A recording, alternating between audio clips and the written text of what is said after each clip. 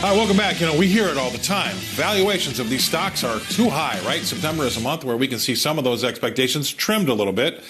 But that really hasn't happened yet. Now, with the S&P 500 trading near record highs and valuations approaching levels last seen during that dot-com bubble 25 years ago. Remember that? Well, strategists are rethinking what normal looks like for today's market. Now, some strategists believe that these new levels just might be the new normal. I'm not so sure.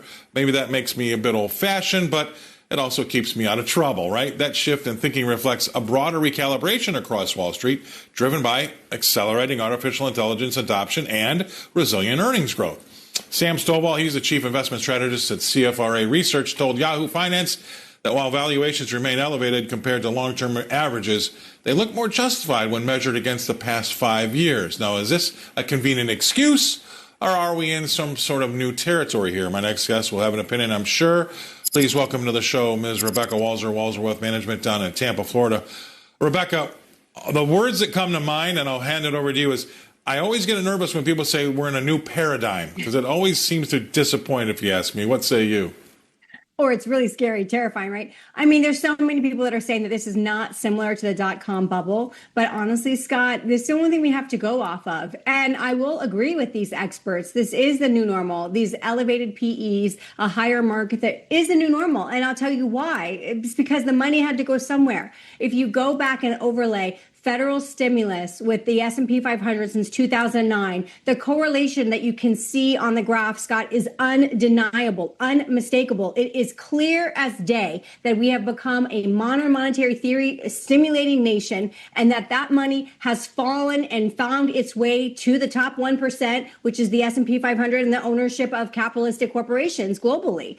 It is a fact. It has happened. So now this is the new normal because there is a new level of money, and all of this money has made 90% of it has made its way into equities, of course bonds too, but that runs the liquidity of the markets. So Scott, this is the new normal, but the problem is as we monetize, expectation of valuation meets reality. As we monetize, just like we did with the dot-com. So while people and the experts want to say this isn't similar to dot-com, it is similar in the sense that it is a new digital footprint, a new digital technology, just like the internet was when it came out. And it is more metamorphosizing all of the ways in which we do everything, including work. And so do I think that AI in the fourth industrial revolution has the actual GDP growth potential to give us these valuations? Absolutely. But are they going to be realized in the next 36 to 60 months? I don't know. I can tell you that these next 36 months, 2026 through 2028, we will see some of the biggest innovative technological changes that get implemented beyond just you using your ChatGPT. It's going to be, do you want to use Apple Pay, traditional finance, or do you want to use a stable coin to check out and pay? And as we make this transition, then we're going to see the valuations become realized. Your point when you just started talking, I think is fantastic, because any of the viewers out there, all you have to do is go back and look at a chart of the S&P going back to, say, 2000 with the dot-com, or maybe even 1990, so you get 2000 in the chart. But around 2008, 2009, you see that chart go parabolic. And I think you're right. I think the fact of the matter is we've put so much money into the system, and you're right, it had to find a way to go. But at the same time, I would also argue this, Rebecca, that not that they said it out loud, but they tacitly said, we're not really going to let the market go down. I felt like that's what happened out of 08, 09. And so there's that Fed put, as they say. I don't want to confuse people, but I just feel like after 08, 09, with the amount of money that people put into the market, or at least the government put into the system, that gave everybody with any sense of trading almost a license to buy everything, because it was just going to go straight up.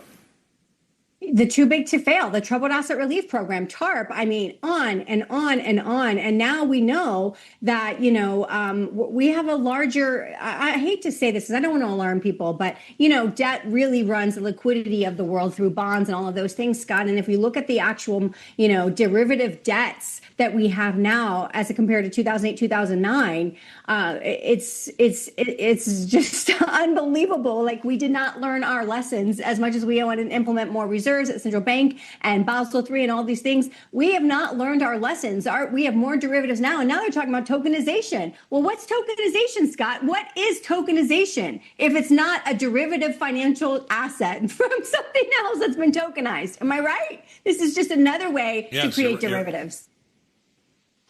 Well, and I love it because you're right. We haven't learned any lessons. I mean, as we sit here talking to each other, we're $37 trillion in debt, and we're still borrowing $2 trillion a year. We're at deficit spending of $2 trillion a year. So if we don't do a darn thing, we're going to be 39 trillion in the hole next year, and then 41 in the year. I mean, nobody's learned any lessons, and we can't seem to get that message across. And I'm sorry to say, Rebecca, I believe that the U.S. consumer sees how Congress behaves, and they're like, hey, we'll do it too. I think that people are way out over their skis and what they're spending here now as well. So we've got both Congress and the consumer acting the same way. They call it doom loop spending. Like, if I'm going down, I might as well go down having a good time. But we are spending way too much money, and that has to stop. But I don't know how to do it.